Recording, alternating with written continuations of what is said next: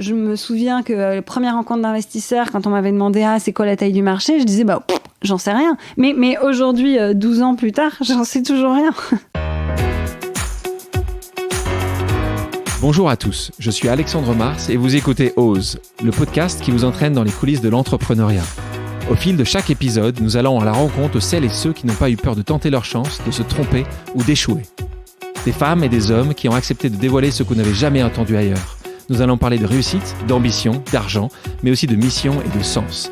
J'espère qu'en écoutant ces entrepreneurs, vous oserez à votre tour. Bienvenue dans Ose. Mon invité d'aujourd'hui est une figure emblématique de l'univers startup. C'est en 2009 que son concept de cagnotte en ligne, Litchi, s'invite dans nos vies et va ensuite toucher plus de 12 millions d'utilisateurs. Une femme dans un milieu dominé par les hommes. Serial entrepreneur, business angel, mais aussi activiste. Elle est avec nous aujourd'hui pour évoquer son parcours unique. Bonjour Céline Nazort. Bonjour Alexandre. Est-ce que cette introduction te définit bien ?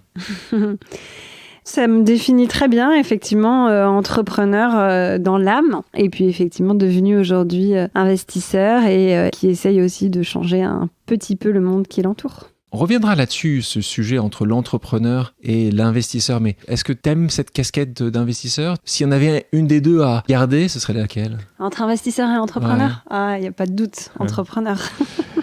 Les entrepreneurs dont tu fais partie n'ont pas forcément l'idée du siècle. Tu le sais, c'est pas forcément quelque chose qui... Voilà, tu t'es pas foudroyé par l'idée le matin en te levant. Toi, c'est un cas assez intéressant parce que c'était de la cagnotte en ligne. Alors, à quel moment tu as eu cette idée-là ? Qu'est-ce qui s'est passé ? Est-ce que tu te souviens un jour précis, tu t'es levé, tu regardais la télévision, tu étais avec un pote, ce jour-là ? Oui, je m'en souviens très bien. Il date un peu. C'est toujours plus facile de connect the dots après. Mais je pense qu'il y a plusieurs choses qui ont mené à cette réflexion et à la naissance de Litchi. La première, c'est que j'ai travaillé très jeune et notamment une de mes premières expériences professionnelles, c'était chez DDB, donc l'agence de communication. Mon premier client et principal client, c'était ING Direct, donc la banque en ligne. Donc j'avais 20 ans, donc ça date un peu. Et il y avait beaucoup d'enjeux sur comment acquérir des clients en online dans une époque où on n'imaginait pas pouvoir aller chercher un client pour ouvrir un compte en banque via du online. Donc je crois que ça a été la première chose qui a un peu dans mon esprit germé. La seconde, c'est que j'ai travaillé donc toujours pendant mes études pour Gilles Babinet chez Aika, donc une des startups qu'il avait créées. J'avais rejoint d'abord au marketing et puis j'ai fait plein de missions différentes, un peu comme le bras droit de Gilles pour l'accompagner, et j'avais adoré cette expérience entrepreneuriale. Mais là, c'est la première fois que tu touchais, que tu commençais à comprendre le monde du digital, mais on était bien loin de la cagnotte. Oui, bien sûr. C'était des sortes de petits cailloux sur mon chemin. Et puis, en fait, j'ai dit à Gilles... j'avais adoré bosser pour lui, j'ai bossé 1 an pour lui et je lui ai dit mais je crois que j'ai envie de reprendre mes études parce que je sais pas très bien ce que je veux faire, etc. Il y a un master à HEC et il m'avait dit écoute, vas-y, de toute façon tu vas faire de grandes choses, tu ne sais seulement pas encore quoi. Et ça avait été une sorte de coup de baguette magique au-dessus du berceau et je pense que ça m'a aussi beaucoup libérée de me dire tiens, peut-être en fait je peux entreprendre. Et puis je suis rentrée à HEC, c'était donc un master spécialisé, donc 1 an avec des étudiants avec des parcours différents et je me suis dit voilà, la dernière année d'études, c'est l'occasion de tous ensemble pour apprendre à se connaître, à faire un week-end entre étudiants. Et donc, je suis partie avec ma petite enveloppe papier pour collecter l'argent auprès des uns et des autres. Et comme à chaque fois qu'on vit cette expérience-là, je me suis dit, quelle galère. Pénible, c'est compliqué, entre ceux qui veulent pas, qui savent pas, qui ont pas d'argent sur eux, etc. Donc, je me suis retrouvée à avancer une partie de l'argent pour financer le week-end. Et à l'époque, j'étais étudiante, donc j'avais pas beaucoup d'argent. Et donc, j'ai couru après tout le monde pour qu'ils me remboursent. Et je me suis dit, mais c'est pas possible, il y a forcément un site qui permet de collecter et gérer de l'argent à plusieurs. Voilà. Il n'y en avait pas. Et donc, je me suis dit, aux innocents, les mains pleines. Et donc, tu n'en avais pas trouvé en France ? Il y en avait aux États-Unis. Tu n'avais pas cherché jusqu'à là-bas ? J'ai cherché. En fait, ça n'existait pas. Alors, il faut dire qu'on parle autour de novembre 2007. Le crowdfunding n'existait pas. La fintech, évidemment pas. Facebook Connect n'existait pas. C'est la sortie de l'iPhone. Donc, il faut se remettre dans une époque et dans un temps qui est quand même assez différent de maintenant. Et donc, non, il commençait à y avoir des prémices de choses. Notamment, il y avait un service qui commençait à démarrer aux US qui permettait de financer les sororities et toutes les communautés d'étudiants, filles et garçons. Donc, il y avait des prémices, mais le crowdfunding n'existait pas. Donc, tu n'as pas copié ? tu as pris un sujet, enfin quelque chose qui existait dans le monde réel, exactement, des cagnottes, et tu as transposé. Ouais, et tu n'avais pas trouvé ça ailleurs. Justement, quand tu es en 2007-2008 et que tu dis, tiens, c'est intéressant, à quel moment tu te dis, parce que c'est quand même entre faire ça pour tes copains étudiants un week-end et te dire, je vais en faire un business, à quel moment tu vois qu'il y a un business à créer ? Je me suis jamais vraiment posé cette question-là, pour être honnête. J'étais convaincue qu'il y avait une raison d'être à avoir la cagnotte en papier qu'on connaît, la transposer en ligne. Et ce qui renforçait mon idée, c'était qu'à chaque fois que je parlais du projet à quelqu'un de différent, que ce soit des proches, des étudiants, des gens que je rencontrais, à chaque fois, la personne me disait « Ah, mais moi, mais pour tel truc, pour mon association de quartier, j'ai galéré pour collecter de l'argent. Ah, mais moi, pour l'enterrement de vie de jeune fille de ma copine. » En fait, on m'apportait toujours des cas d'usage différents de Litchi.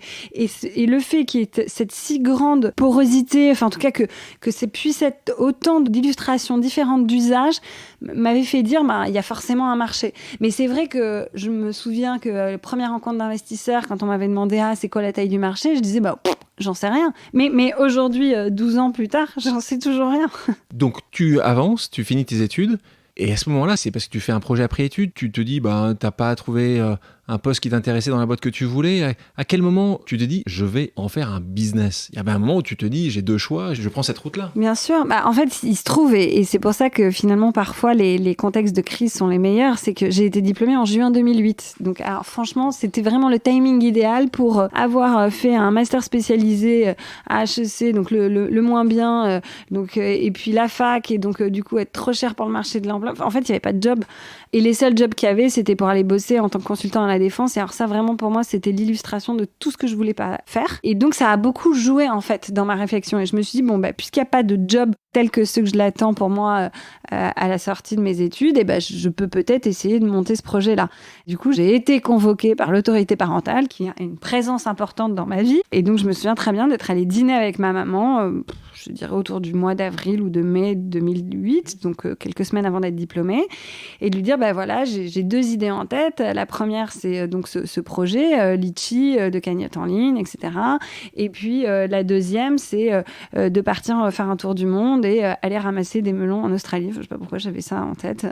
Et je me disais, parce que... Des melons en Australie ? Non, mais je m'étais dit, oui, il y a un truc de fruits dans ma vie, mais je m'étais dit, j'adore voyager, donc... tu vas loin, là. Et je m'étais dit, oh là là, je vais me faire engueuler parce que, tu vois, j'avais fait un prêt pour payer mes études, il fallait que je le rembourse.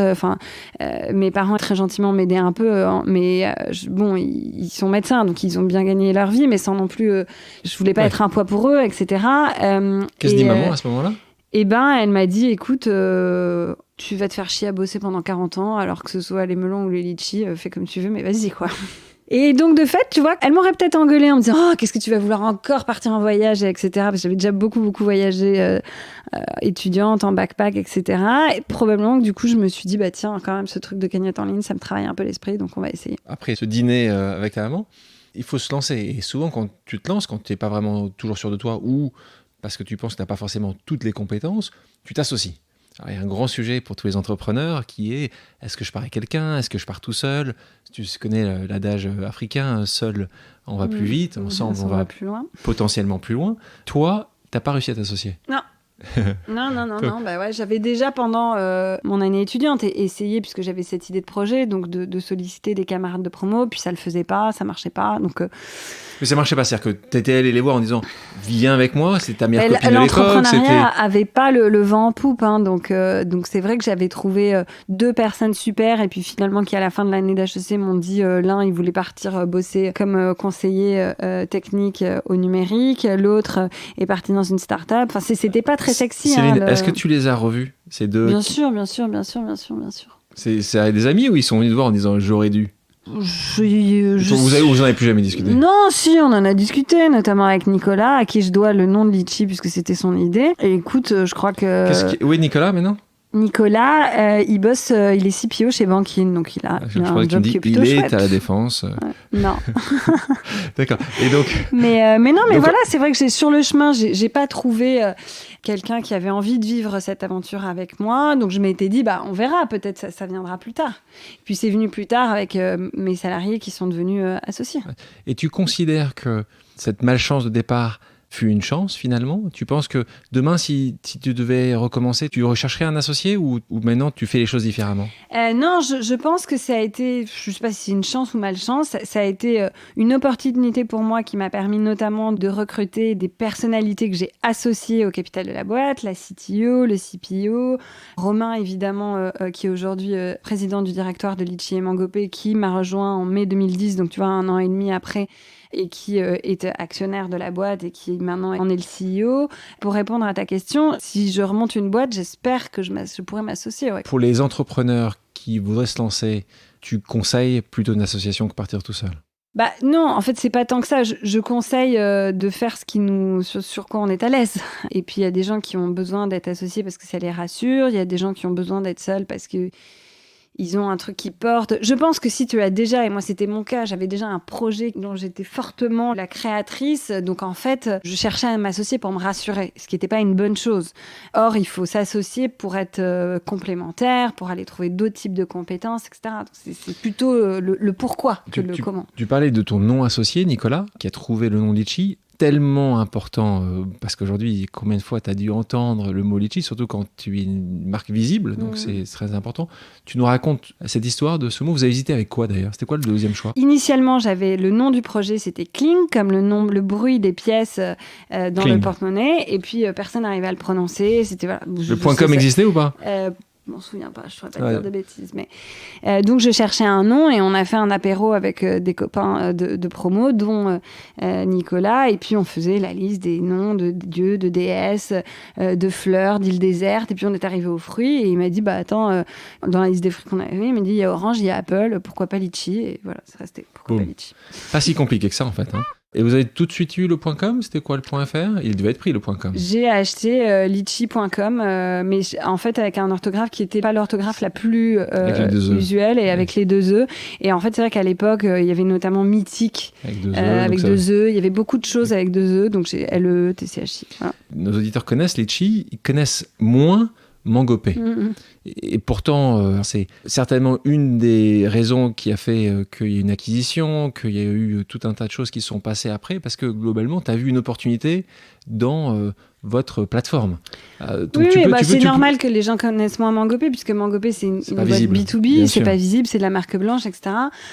En fait, l'histoire, c'est que donc, j'ai démarré Litchi et les années passant, j'ai voulu réintégrer une partie de la valeur et donc déposer une licence d'établissement bancaire qu'on a obtenue fin 2012. Et c'est vrai qu'on était très sollicités par d'autres entrepreneurs, la techno, la licence, les algos, etc. Et c'était le moment de l'émergence de l'économie collaborative. Et donc, à force d'itération et de réflexion, on s'est dit, mais il y a forcément moyen de donner accès à notre technologie bancaire, mais sans pour autant avoir le marketing de la cagnotte. Et donc, on s'est mis à développer une API en marque blanche. Donc, une API, c'est une boîte à outils qui permet à des tiers, et donc plutôt des entreprises d'économie collaborative, des marketplaces ou des plateformes de crowdfunding, d'utiliser notre techno pour encaisser un paiement, le temps, par exemple, sur une marketplace que les produits sont envoyés, et puis ensuite de dispatcher l'argent aux différents vendeurs. Donc, voilà. Et donc ça, tu l'as compris en développant ton business, qu'il y avait une opportunité. Marché, et ça, en revanche, est-ce que c'était une filiale à 100% de Litchi? Tu t'es pas dit à un moment, tu allais en créer un autre business? C'est une filiale, donc c'est un autre business, mais c'est détenu à 100% par Litchi. En fait, à l'époque, ça ne faisait pas de sens de faire autrement, notamment vis-à-vis des actionnaires, vis-à-vis des salariés. C'était le plus sain. Mais donc, marque blanche qui est aujourd'hui utilisée par combien de Je crois qu'il y a plus de 3000 plateformes partenaires. Moi, je ne suis plus opérationnelle ni chez Litchi ni chez Mangopé depuis 1 an. C'est pour ça que les chiffres ne sont pas forcément... Non, mais je connais un peu mon pitch puisque je suis présidente du conseil de surveillance. Et notamment, ils viennent de fêter les 10 milliards de transactions. Voilà. Donc là, Litchi, Mango, bon... Ça, le nom, comment cette fois-ci, c'est toi qui t'es dit... Non plus. Mais on voulait un nom qui soit facile à retenir, qui soit court, qui soit international, qui donne cette idée évidemment de paiement. Et puis voilà, on a refait la liste des fruits. C'est les fruits. Et voilà, on est arrivé à Mangopé. Et Mangopé, je trouve ça très, très joli comme marque. Moi, je doute en permanence, donc c'est ce qui fait qu'on est meilleur, je crois. Parlant d'entrepreneuriat, on parle toujours de succès, mais on oublie parfois les échecs. Toi, c'est pas mal parce que tu dis souvent que t'as pas vécu un échec, mais t'en as vécu des milliers. C'est une expression, ça sera peut-être des dizaines. Comment tu réagis aux échecs si t'en as connu? Moi, I don't take no for an answer. C'est pas toujours. Moi, j'ai la tête dure. Non, mais honnêtement, je pense qu'il y a un paquet de trucs sur lesquels je me suis cogné les dents et j'ai réessayé en essayant d'apprendre. Ça, c'est un truc que mon père me disait toujours quand j'étais petite. C'est quand on fait une erreur, c'est pas grave. L'essentiel, c'est juste de pas la refaire, d'apprendre de son erreur. Alors, c'est pour ça que les échecs, je considère pas que c'est des échecs, mais c'est plutôt un chemin d'apprentissage. Non, mais il y en a eu plein. La licence d'établissement bancaire est un exemple de ce qui a été de l'acharnement de ma part. Et parfois, je me demandais si c'était raisonné ou raisonnable. Mais ça a été un long chemin puisque je pense qu'on a commencé à réfléchir à avoir une licence à l'été 2010 et on l'a obtenue fin 2012, 31 décembre 2012. C'était long, mais c'était pas un échec. Non, mais il y a eu un échec puisque, par exemple, on l'a d'abord déposé en France, notre établissement de monnaie électronique, en fait, en pensant que, puisque c'est une régulation européenne qui devait permettre d'ouvrir les marchés bancaires à la concurrence, et le décret, enfin, en tout cas, la loi devait être transposée avril 2011. Et donc, nous, très naïvement, on s'était dit, on va déposer notre dossier en avril 2011 et on sera les premiers à avoir un établissement de monnaie électronique. Et puis, en fait, la loi, elle a mis 7 ans à être transposée. Et donc, franchement, je peux te dire qu'entre septembre 2010 et avril 2011, travailler sur un dossier pour créer une banque, c'est pas une mince affaire, surtout quand on a peu d'argent, puisque c'était notre cas. Donc, on travaillait énormément. On avait une avocate extraordinaire et on passait nos nuits à bosser. C'est un dossier de 200 pages. En plus, le canevas du dossier n'existait pas, puisque la loi n'avait pas encore été transposée. Donc, on a dû nous-mêmes le créer en partant sur les dossiers d'établissement de crédit. Donc, franchement, c'était un truc, c'était des montagnes absolues. Et puis, on a déposé notre dossier. Puis, finalement, on s'est rendu compte que la loi mettrait du temps à être transposée. Donc ça a été une sorte d'échec en se disant, ok, mais comment on va faire? Alors, le jour où tu as su que tu allais l'avoir, tu as fêté ça, vous êtes parti voyager pendant 2 semaines, ou tu as dit bravo, merci beaucoup, tu as applaudi, tu dis bon, le combat de demain, c'est autre chose? Non, on a fait 2 choses. On a commandé des plateaux repas chez Fauchon avec un petit apéro et on a fait un déjeuner avec toute l'équipe. J'avais l'impression qu'on était au max des dépenses qu'on pouvait faire. Et je me souviens, je sais pas pourquoi ça m'a marqué, mais on avait des babas au rhum, donc on avait, bref. Je sais pas pourquoi ça m'a marqué, mais c'était vraiment la fête. Donc on était tous ensemble à déjeuner pour fêter ça. Et puis on avait invité notre avocate, pour qui j'ai beaucoup d'affection, qui est malheureusement décédée depuis, mais on l'avait invitée à déjeuner et on voulait vraiment le meilleur restaurant pour elle.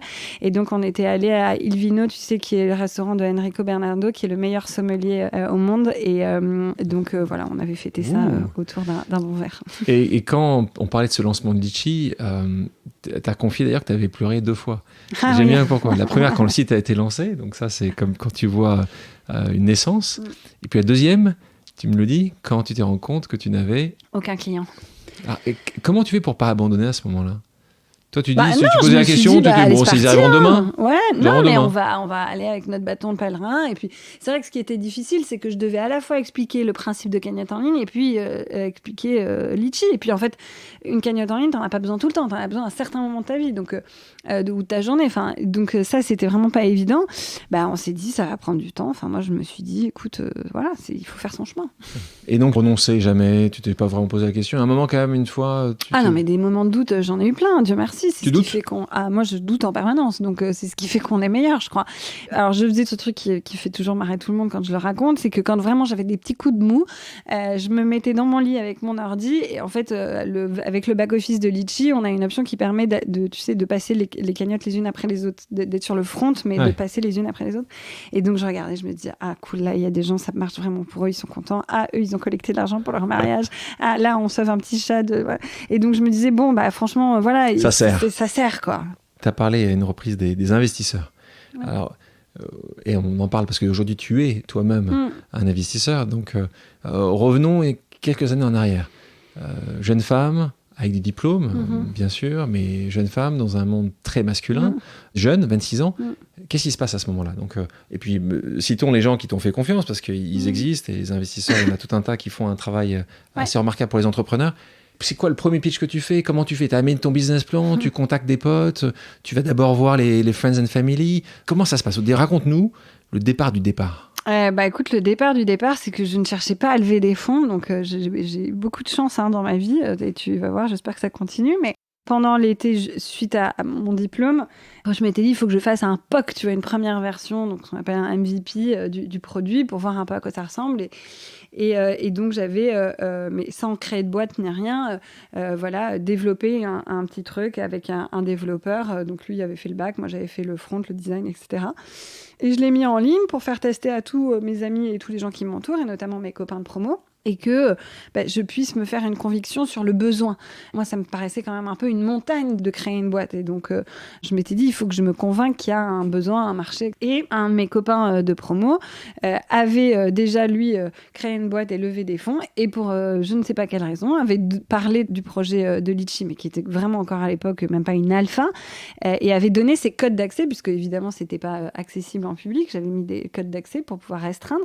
Avait donné ses codes d'accès à son investisseur, qui est Oleg Chelsov, et qui a testé le service. Mais t'avais dit avant de les donner, il t'avait demandé quand même. Et du coup, j'ai reçu un mail jour de Oleg qui me dit c'est pas mal là, ton truc, ça m'intéresse. C'est quoi la valo, combien tu cherches? Et en fait, comme moi je cherchais pas d'argent, j'ai même pas répondu. On est en 2008, 2009. 2009. Ouais. Quand il te pose ces questions-là, valo, tout ça, c'est des sujets que aujourd'hui tu les maîtrises parfaitement. Quand tu sors d'école, tu les maîtrises, tu sais ce qu'est une série A. Non, je savais pas de quoi il me parlait. Donc tu dis merci beaucoup monsieur. Mais non, mais surtout j'étais persuadée. Tu cherches pas. En plus, je venais d'obtenir une aide de ce qui à l'époque était Oseo, c'est l'équivalent de la BPI aujourd'hui, une aide anti-création de 30 000 €. Donc moi j'avais l'impression que j'avais suffisamment d'argent pour ad vitam. Donc non, j'ai appris en marchant. Et au début, effectivement, je lui ai pas répondu. Enfin si, j'ai dû répondre à un truc poliment, genre non merci, ça m'intéresse pas. Et puis il avait insisté, il m'a envoyé un autre message, il m'a rappelé. Donc, et puis au bout d'un moment, et en fait, du coup, il m'a dit mais c'est ton pote Olivier qui m'a donné tes coordonnées. Là, ça m'intéresse. Il n'arrête pas de dire ton truc. En plus, ça m'agaçait. Et du coup, j'avais écrit un petit message à Olivier. Il m'avait dit mais Céline, c'est le CEO de Photolia. À l'époque, Photolia était déjà une belle réussite, un beau succès. Et donc, je m'étais dit zut, peut-être ça peut être intéressant. Et voilà comment j'ai levé des fonds avec Oleg. Et puis ensuite le projet. Et c'était combien au départ? Tu te souviens qu'est-ce qui avait été mis? Oui, bien sûr. En fait, on a fait ça en 2 tranches. Il avait mis une première tranche de 100 000 € et puis ensuite on a refait une levée de fonds de 350 000 € et avec d'autres actionnaires. Et donc en fait, on a annoncé que le global des 2 tranches, les 450 000 €. Mais ça s'était fait en 2 fois. Et en fait, pour la deuxième tranche, il a du coup fait venir d'autres gens. Et donc moi, j'avais dit mais je sais que tu connais Xavier Niel, ça m'intéresse, mets-moi en contact. Donc c'est comme ça que Kima rejoint l'aventure. C'était pas alors en fait Kima. C'était Jérémy à l'époque. C'était Jérémy à l'époque, mais c'était pas encore. C'était le démarrage de Kima, et donc Litchi avait été annoncé comme étant le premier investissement de Kima. Ouais. C'est comme ça que ça avait été annoncé, tout premier investissement. Ouais. Depuis, je crois qu'il y en a plus de 800. Ouais. Je suis vraiment une vieille dame. Non, ça prouve que Xavier et son équipe aujourd'hui, ces gens qui gèrent les investissements sont des gens qui poussent et qui font beaucoup de choses pour l'écosystème des entrepreneurs en France. Donc là, tu te retrouves avec des gens qui font et qui ont créé déjà de la valeur et qui ont un bon réseau. Ça t'est utile à ce moment-là? Tu crées toujours? Est-ce que tu te reposes pas mal sur tes actionnaires, ou pour toi, les actionnaires investisseurs étaient des investisseurs, avaient amené de l'argent, ça suffisait, ou est-ce que tu voulais qu'ils t'apportent plus? Tu fonctionnais comment avec eux?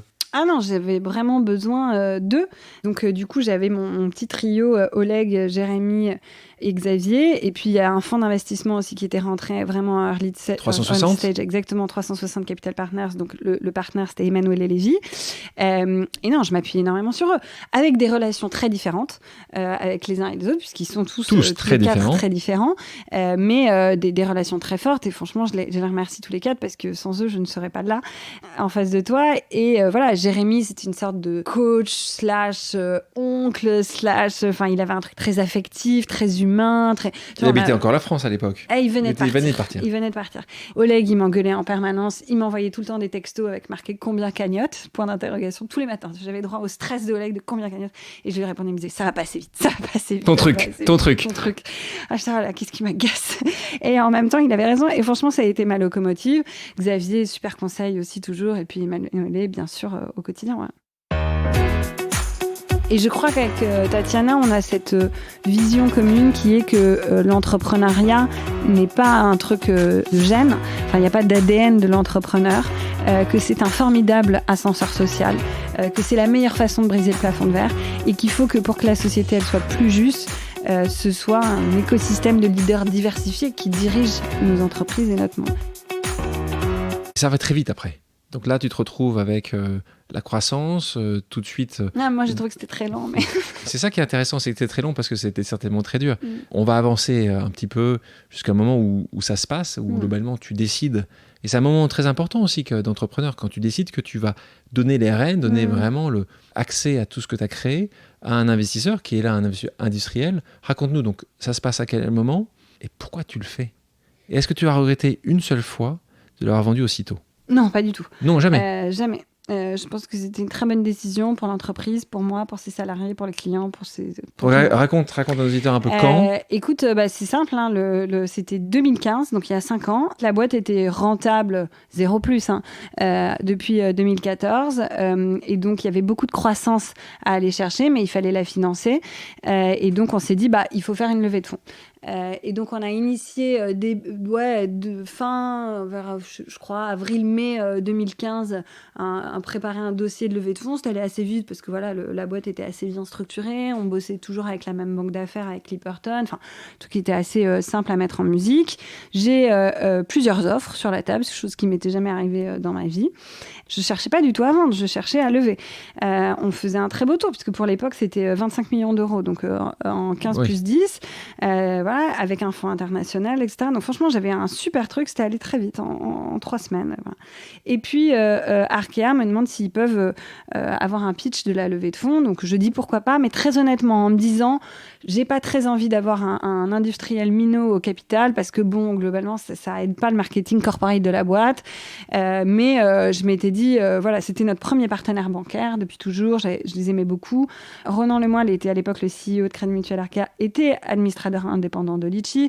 Donc on avait un contexte relationnel assez fort, puis c'était la première banque qui nous avait fait confiance, etc. Donc je me dis, bon, voyons, on peut regarder le dossier. On peut regarder le dossier, et puis, en fait, très vite, le truc s'est transformé. Ils nous ont dit, non, mais attendez, en fait, nous, ce qui nous intéresse, c'est d'acheter la boîte. J'ai dit, écoutez, pourquoi pas, on fait un dual track, mais il va falloir que ça aille vite, parce qu'en fait, moi, j'ai le stylo là sur la term sheet pour lever des fonds, quoi. Donc, il faut que ça aille vite.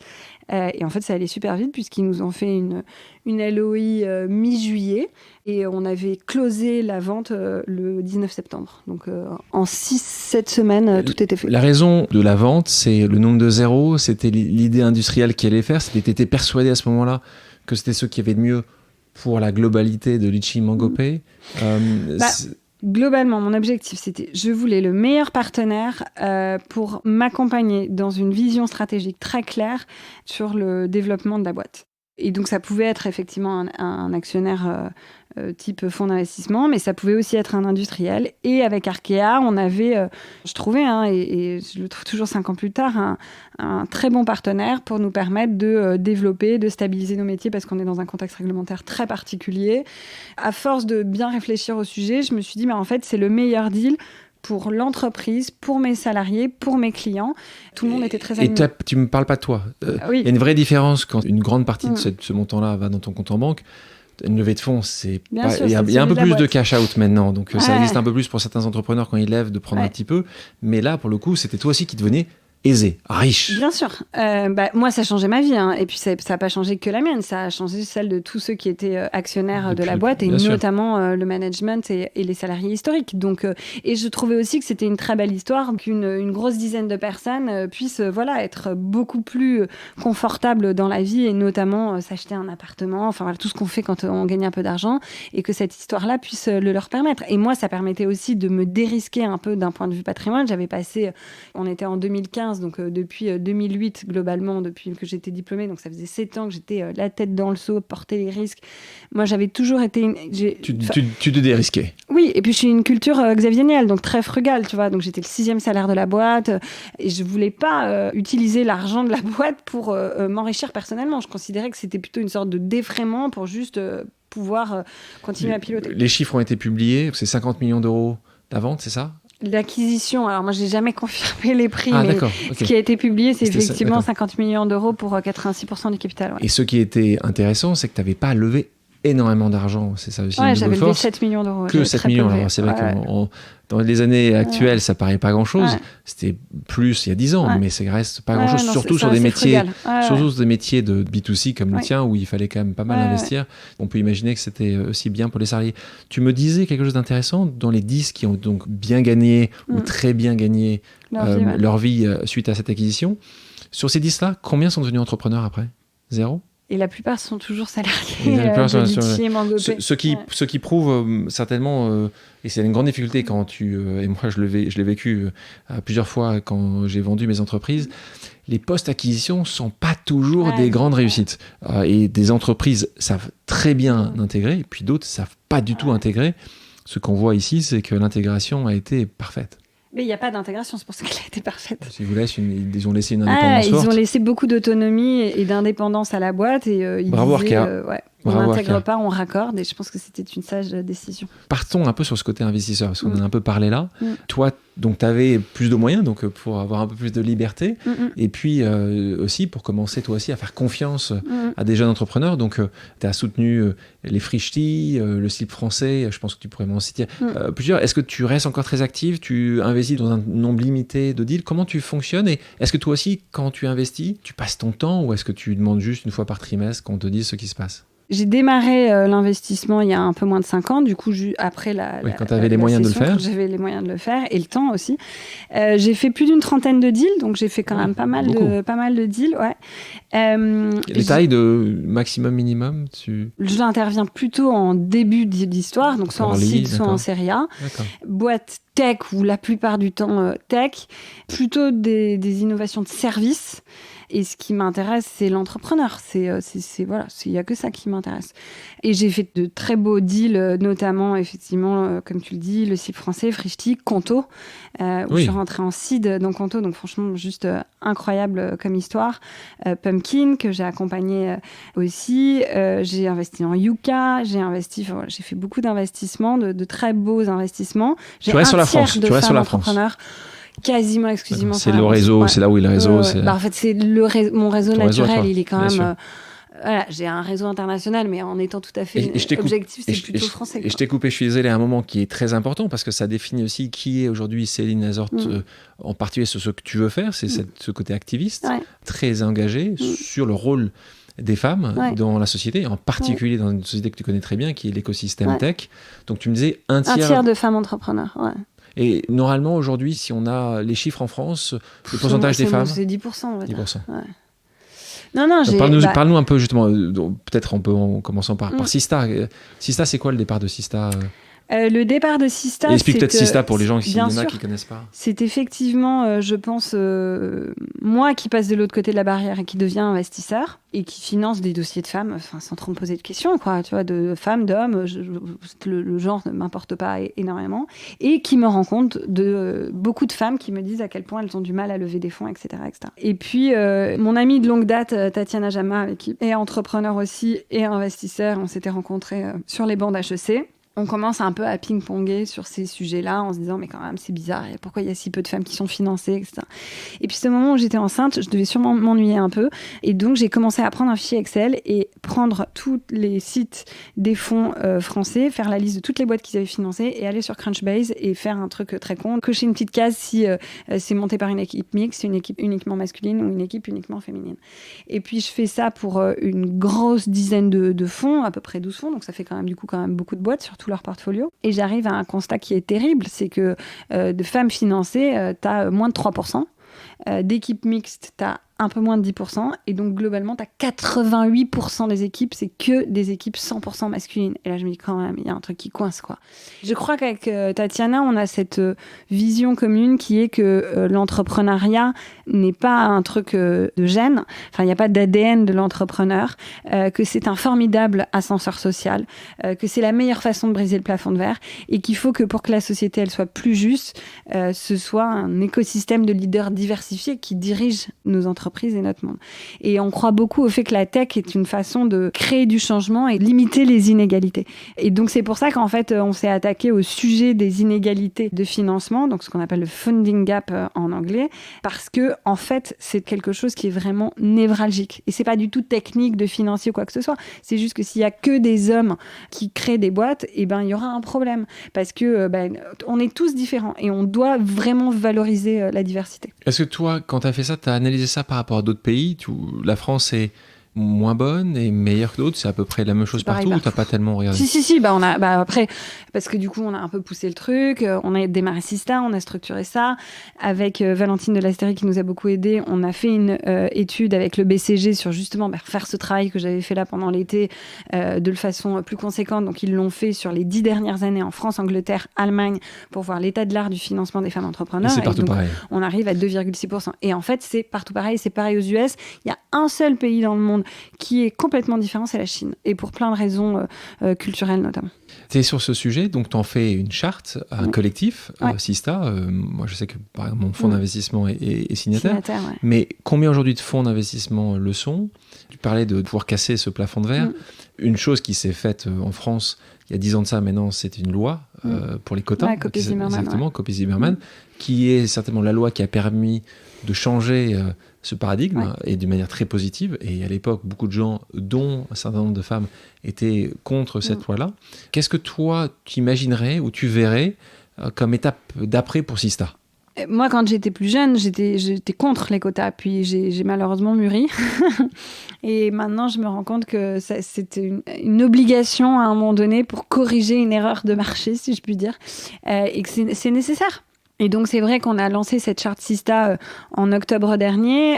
L'objet, c'est une liste de recommandations, une quinzaine de recommandations, dont l'objectif est de permettre aux fonds d'investissement d'arriver à 25% d'équipes féminines ou mixtes financées à 2025. Donc, ça veut dire qu'on double, puisqu'aujourd'hui, si tu prends les équipes mixtes et féminines, c'est 12,5, donc c'est x2. Et la liste des recommandations, elle est très simple. C'est avoir un tiers de minimum de partenaires femmes, en moyenne 50% de femmes au sein du fonds d'investissement. C'est des choses assez basiques, écrire des annonces d'embauche non genrées, mais en fait tout ça, ça paraît évident, mais dans la réalité ça l'est moins. Sensibiliser aussi beaucoup au biais inconscient, parce que ça c'est quelque chose dont on s'est rendu compte, c'est que nous, écosystème, nous ne sommes pas conscients que nous avons des biais cognitifs et que quand tu vois quelqu'un rentrer dans une salle, tu as un a priori sur cette personne-là et notamment sur ses capacités en tant que dirigeant et sur ses performances. Et c'est vrai que collectivement, inconsciemment, on a le sentiment qu'une femme, elle est moins agressive, elle a moins d'ambition. On te sent dans la passion que tu as à nous exprimer ce combat, parce que ça en est un, c'est compliqué. Un entrepreneur a souvent une mission, alors encore plus aujourd'hui que hier, on va dire. Toi, tu l'as compris très tôt, tu t'es défini une mission que tu as aujourd'hui, ou est-ce que ta mission, c'est justement plutôt celle-là, c'était de réussir quelque chose ? C'était quoi ta mission ? Est-ce que tu l'avais définie ? Est-ce que tu as réussi à la verbaliser ? Moi, je viens d'une famille de 3 générations de médecins. Mon grand-père a créé le premier CHU en France dans les années 60 à Toulouse, l'hôpital Rangueil. Voilà. Ça a été 10 ans de sa vie pour construire l'hôpital et la faculté de médecine. C'était le premier CHU en France. Il était persuadé qu'il fallait que l'université et l'hôpital soient proches pour qu'on puisse apprendre, soigner et faire de la recherche. Donc j'ai quelque part ça dans mon ADN. Cette mission, cette volonté de rendre les choses meilleures. Moi, j'ai pas eu le courage de faire médecine, donc je pense que j'ai pallier ça en me disant qu'il fallait que les engagements et mon quotidien et le temps que je consacre au travail aient un sens. Mais est-ce que ça, c'est quelque chose que tu avais à 22 ans ou que tu as compris au fil des années et tu as essayé tu disais tout à l'heure, c'est toujours plus simple avec un peu de recul de se dire, tiens, il y a quand même une logique dans tout ça, ou est-ce que c'était très clairement établi dès le départ ? J'avais besoin d'être investie dans ces sujets qui font du sens. Et c'est vrai que par exemple, Litchi, une des choses qui m'a portée, c'est que de temps en temps, on a permis d'améliorer la vie, voire même de sauver la vie de gens qui avaient des problèmes médicaux, qui ne pouvaient pas être soignés en France et qui donc collectaient de l'argent pour envoyer leurs enfants être soignés aux États-Unis, etc. Et ça m'animait énormément. Ta maman, après ce dîner, 12 ans après, elle dit quoi aujourd'hui quand tu vas la voir ces prochaines semaines? Elle te regarde, elle dit « Je suis fière de toi, ma fille ». Oui, bah oui. C'est la maman qui dirait ça de toute façon, quoi que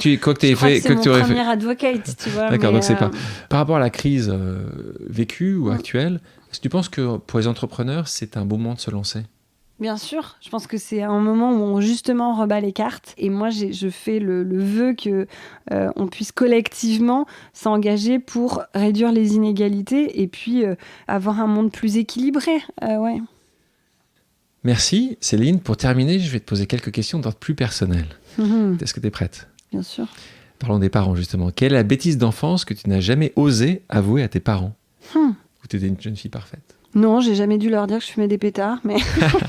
Bon, maman, si tu écoutes... Comme ça, fumer beaucoup, ça va. Qui est la personne qui t'a donné envie d'oser ? Gilles Babinet, et franchement, a été très important dans mon histoire. Ouais. C'est beau, hein. Félicitations Gilles Babinet d'avoir dit, vas-y. Gilles, il a toujours envie de me donner de claques quand il entend ça parce qu'il dit mais n'importe quoi, c'est pas moi, t'avais déjà envie, etc. Et non, mais je pense qu'il se rend pas compte qu'il a vraiment beaucoup joué. Puis d'ailleurs, il y a un truc que je vais dire qui m'a beaucoup touchée, c'est que quand j'ai démarré Sista, il a été extrêmement présent. Il nous a énormément aidés. Il a poussé les sujets avec nous comme un dingue. Et j'ai eu beaucoup de plaisir à la fois à travailler avec lui, à retravailler avec lui et à ce qu'il soit un soutien dans cette aventure. Donc je le remercie de nouveau. Quelle chose tu n'oserais jamais faire pour réussir ? Me trahir. Quelle est la chose la plus folle que tu aies osé faire ? Je crois que j'ai pas mal d'audace. J'ai pas autant de culot que ma mère, mais j'en ai pas mal. Donc, non, par exemple, tu vois, là, si je peux te parler d'un projet qui est tout à fait différent, mais pendant la crise sanitaire, j'ai cofondé un collectif qui s'appelle Protège ton soignant, où on a collecté de l'argent pour acheter du matériel médical. Donc, on a collecté 7,5 millions d'euros, ce qui nous a permis d'acheter du matériel pour plus de 400 établissements hospitaliers en France. J'ai évidemment pas fait ça toute seule, puisqu'on était une dizaine au démarrage. À l'arrivée, nous étions 130.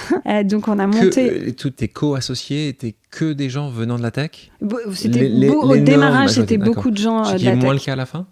Oui, parce qu'au début, c'est vrai qu'on a démarré ça, en fait, la réflexion avec des gens de la tech, notamment évidemment Tatiana Jama.